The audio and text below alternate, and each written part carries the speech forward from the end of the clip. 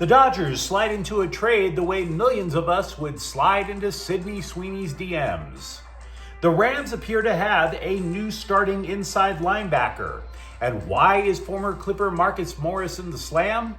Well, I can come up with about 265,000 reasons. Good morning. I'm James. And this is your daily dose of sports and snark for the greatest sports city in the world, Los Angeles. This is the faithful Angelenos Morning Report. So it is July 31st, 2025. Welcome back to the Sanctum Sanctorum of LA Sports on MLB Trade Deadline Day. I do plan on posting a Dodgers special update later. And we also broke out the whiteboard of unparalleled wisdom to get ourselves a primer for Trade Deadline Day. Do you like being in the know about LA? Well, if you do, clickety-clack the like button. Clickety-clack the subscribe button. There's a notification bell. Hit that. It lets you know when we drop new content. Sharing is caring. Let people know we exist, and by all means comment. Now, before we go through the news and notes, a quick look at the scoreboard. Dodgers 5, Cincinnati 2. So be it. The Dodgers, by the way, are off on trade deadline day. Who is playing? Glad you asked. It's Galaxy Game Day. It is Leagues Cup. Tijuana is in town to take on the six-time MLS Cup champs at 8. And the Chargers are going to play Detroit at 5. This is the NFL Hall of Fame game in Canton, Ohio. 16 Chargers who start will not be playing. So the only reason to watch, frankly, is if you're interested to see if Zion Johnson can play center or if you're just simply a football junkie who has no life. Now, with that out of the way, what do you say we get to the news with a lot of Dodger stuff to talk about? We're going to start with the intel that we know. The Dodgers need relief help because they completely gassed the bullpen. Dodger relievers have thrown more innings than any other team in baseball by far. And because of that, they're wiped out. A number of them are injured. But we also know Andrew Friedman is loath to make a major trade for a reliever because the market is hard to judge. You can overpay for those 3 outs. A lot. And that is going to obviously play into some of the deals that went down yesterday. The second thing that the Dodgers would love is a left-handed bat to balance out the lineup. So, the latest in the trade deadline stories. Like I said, Dodgers are not going to overpay for a closer. And it appears that they meant what they said. 2 closers that scribes claim the Dodgers lusted after were off the board Wednesday. St. Louis sent Ryan Halsley to the Mets, and the Phillies picked up Juan Duran from Mini Scrotum. Then, minutes before I started this clip, ESPN reported that Slime Diego had acquired the A's Mason Miller. And by the way, Emmanuel Clace of Cleveland, he was put on paid leave as part of a gambling investigation. So, yeah, the bigger names, gonzo. But The Athletic has listed 9 other relievers who could be dealt today. ESPN listed yet another. So the market isn't bare. You can get bullpen help, but the flashy names are pretty much gone. The Dodgers did execute a 3-team trade late Wednesday. They sent catcher Hunter Fiducia to Tampon Bay, and they got back pretty much 3 randos. Fiducia got a taste of the majors last year, this year. There was no way the dude was going to be surpassing either Will Smith or Dalton Rushing. The main guy the Dodgers get back is single-A pitcher from Cincinnati, Adam Saranowski. They also get pitcher Paul Gervais and catcher Ben Rortvedt from the Rays. Look, Gervais, by the way, might wind up going to the majors for a while until the bullpen starts to recover. This is a typical Andrew Friedman deal. The Reds and the Rays were about to consummate their own trade, and then Friedman asked if he could tag in. Now, again, we already talked about Gervais. Don't expect a ton. This is not your new Dodger closer. Saranowski was the 10th ranked prospect for the Reds, but he is only 1-7 with a 4.84 ERA down there. The reason the Dodgers like him He throws a lot of gas, and that's the Dodgers, their philosophy is this. You can teach a person who throws upper 90s, you can teach him how to throw a breaking pitch. You should be able to teach him control. What you can't do is take somebody who tops out in the mid 80s and put an extra 10 miles an hour on their fastball. That's their thought process. And if you look at that trade only as one thing, that's the trade, you would have to say it's confusing from the Dodgers' perspective. Unless, as we've discussed in the past, the Dodgers want to keep their farm system elite at all costs. So they would rather stock up their farm system and then execute a bigger trade. And then, oh, by the way, farm system's still elite. Because the biggest name in the trade, by the way, had nothing to do with the Dodgers at all. The Reds added a starting pitcher, Zach Littell. That dude's going straight to the Reds rotation. So the Reds got the biggest name in the bunch. And I also want to close this entire part of the conversation this morning by asking the question, does it really matter? I think the Dodgers are going to make a bigger deal, but does it really matter? Look, the big acquisition by the Dodgers at the trade deadline last year did not move the needle that much. It was Jack Flaherty, who's no longer with the team. Do you remember how the Dodgers won the championship? How they rallied from a 5-0 deficit to beat the Yankees in Game 5? Who put them down by 5? Jack Flaherty did. That's who. Meanwhile, they also added Michael Kopech last year, who was okay. That dude's been on the injured list for most of the season. And Tommy Edman, he's been decent. They like having him, but doesn't really move the needle that much. Do you want to overpay to move a needle, or are you just kind of like, we tried that, we won it all, but it wasn't from the trade deadline? As for yesterday's game, the Dodgers wanted Shohei Ohtani to go 4 innings. He left the mound in the 4th with cramps in his right hip. Look, I wouldn't sweat it that much. Summer, Midwest, humidity. There's a reason Californians always say, oh, it's a dry heat. Humidity leads to cramps. If you've ever had cramps, they totally suck, but they're only temporary. You breathe, you stretch, some fluids, maybe a banana, you're good to go. So I really doubt he's going to miss the next start, which will be, by the way, not in humidity. It'll be at Dodger Stadium next week. So obviously a lot of Dodger news to discuss. Feel free to let me know what you think.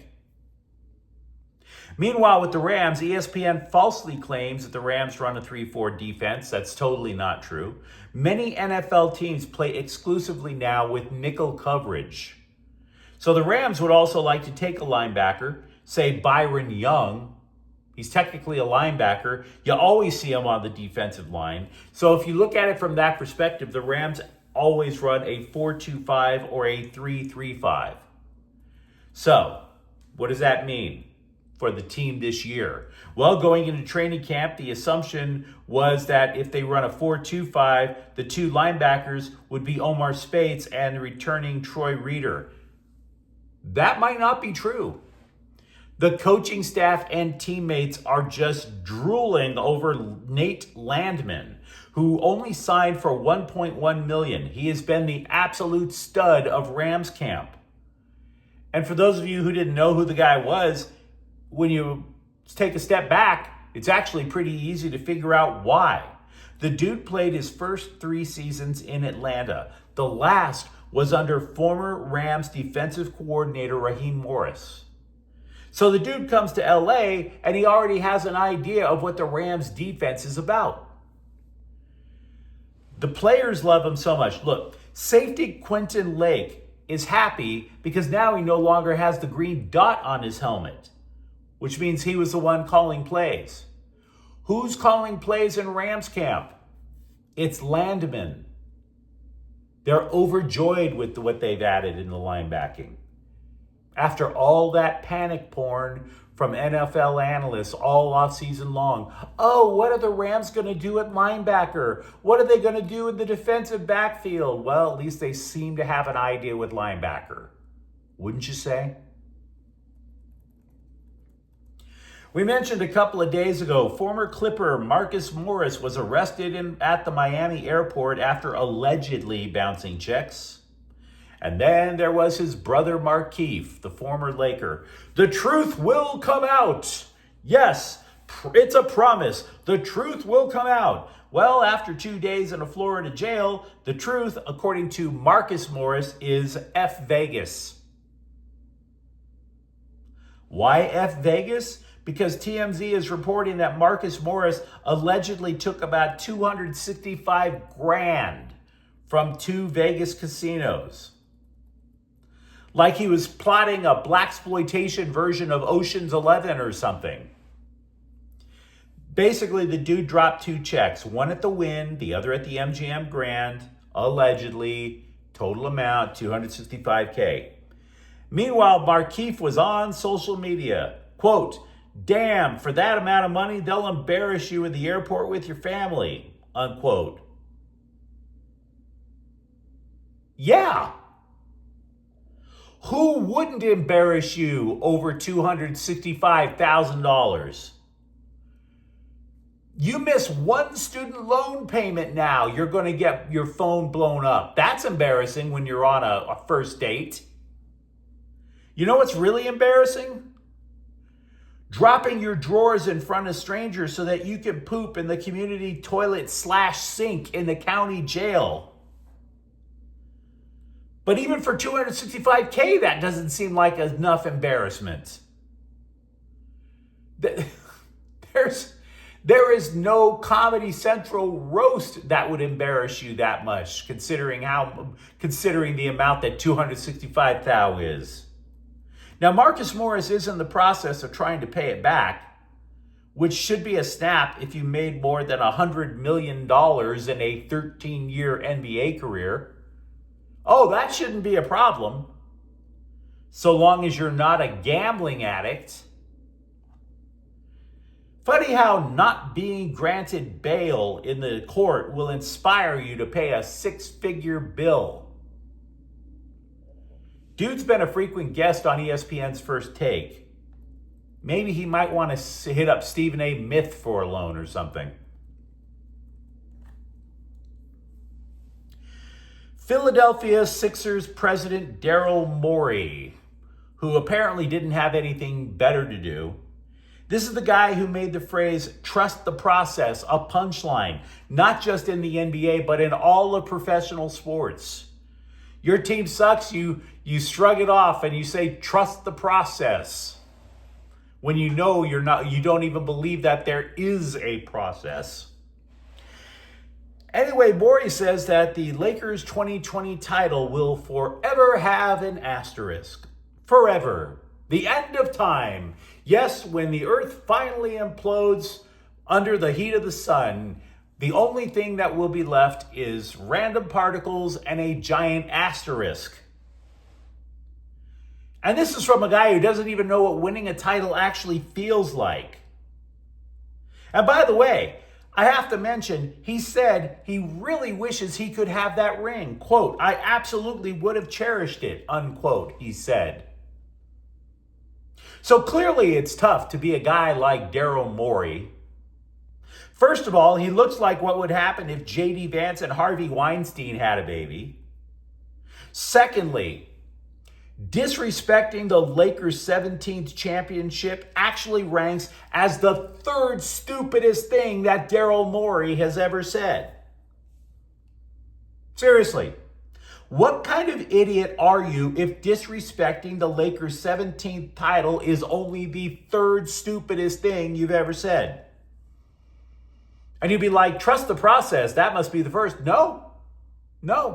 Trust the process is only the 2nd stupidest thing he's ever said. The stupidest thing ever to come out of this guy's cake hole, and trust me, that dude's had a lot of cake. He clowned China. The NBA makes $500 million a year from China, according to Forbes. Your opinion, my dude, your opinion cost the NBA almost 10% of its entire annual revenue. So the next time you think you have a thought to share about basketball or geopolitical affairs, shh. Your opinion means nada. The transfer portal admittedly makes things difficult to envision a starting lineup, even in basketball. A CBS analyst that really loves them some UCLA, they took a stab at a projected lineup. You're looking at transfer Donovan Dent plus Sky Clark in the backcourt. Then you have a front court of Eric Daly, Tyler Bilodeau, and newbie Xavier Booker up front. Now, the analyst sees the Bruins as a top 10 team. I don't really have a problem with that. But from what I'm seeing, the key to the whole lineup is Booker. Mick Cronin wants a feisty team. That's his MO. We know this. And he didn't have a lot of that in the front court last year. That's why Ade Mara is gone. The problem, though, is Booker comes from Michigan State, and the Spartans also prioritize grit. But Coach Tom Lizzo only allowed the dude 11 minutes a game last year. And that's for a reason. He didn't fight for the time. But you let me know what you think of the comments thread. Talk to me as the minutes tick down to the trade deadline. What do you see the Dodgers doing?